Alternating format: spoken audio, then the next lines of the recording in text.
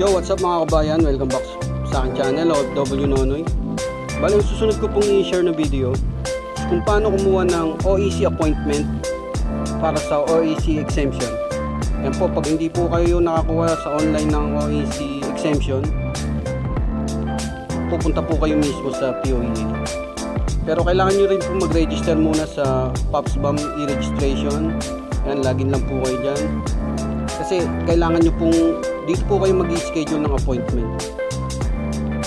I-ready nyo lang po yung verified contract nyo sa iba po pong documents. Yan, punta lang po kayo sa registration. Let's go. Login lang po kayo dyan. Yung niregister yung email at password.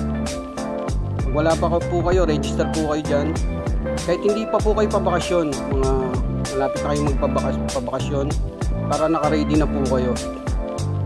Tapos pag malapit na po kayo magbakasyon, pwede na rin po kayo mag-appointment. Kung ayan, buksan nyo lang yung account nyo dyan, close nyo lang yan.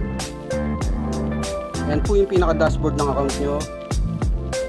I-update nyo lang po yan. Pwede nyo lagyan ng picture at saka i-update nyo rin yung passport nyo po dyan. Pwede nyo pong i-update yung picture ng passport nyo.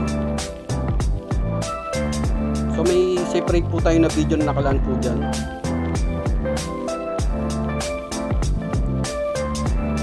Tapos pagka na-update nyo na yung passport at profile picture nyo, punta na po kayo sa may profile. I-update nyo naman po yung e-registration profile nyo po dyan. I-check nyo lang kung ano po yung, kunyari may nabago po kayong email o cellphone number. Check nyo lang dyan. Pag okay na, click nyo lang yung update profile. Tapos i-save changes nyo po. Bago nyo po i-save changes, reviewin nyo lang kung baka may mali po.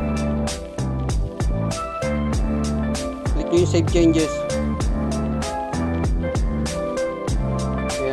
Update successful, dapat po ganyan kasi hindi po magbabago yung inedit nyo. Tapos kailangan nyo i-scroll nyo sa baba, kailangan nyo pong mag-add ng passport po dyan, identification. Yan, may nakaseparate din pong video po para dyan, ilalagay na lang po natin sa link, pati po yung ayan. At mag-add po kayo ng isang beneficiary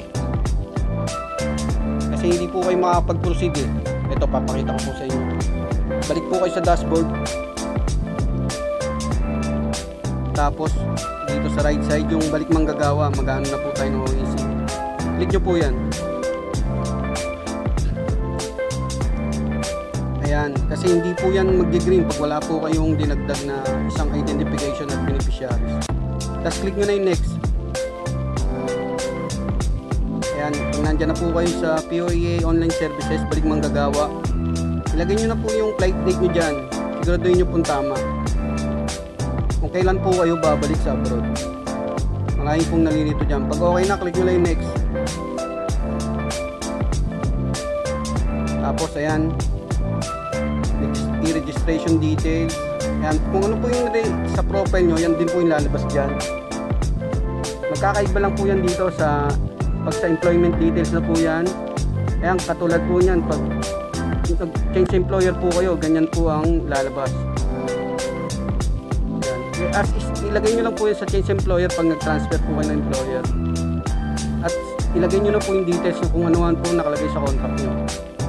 Sundin nyo lang po yung nasa contract kung ano man pong detalye nakalagay.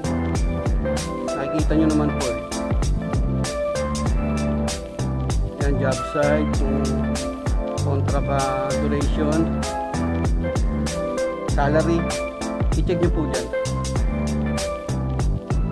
Okay na, click nyo na yung submit. Tapos yan na po, BM appointment na po yan sa POEA na po. I-click nyo po yan, select one, pili na po kayo ng site na malapit po sa lugar nyo. Nasa Manila po siya, so sa Main na po siya pupunta.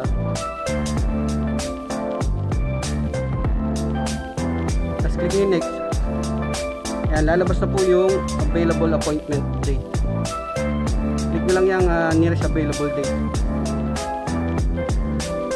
Pili na po kayo dyan ng araw at oras. Nakalagay naman po dyan available slot saka time. Select nyo lang dyan. Ayan, tapos ayan na po yung napili nyong ayan po sa kanan, basahin nyo yung mga requirements bago po kayo pumunta doon. Pa-print nyo na rin po yan, yung pinaka-appointment nyo. Yan yung 1, 2, 3 okay lang po yan, yung passport, visa at employment contract. So ganun lang po para kumuha ng OEC appointment. Maraming salamat.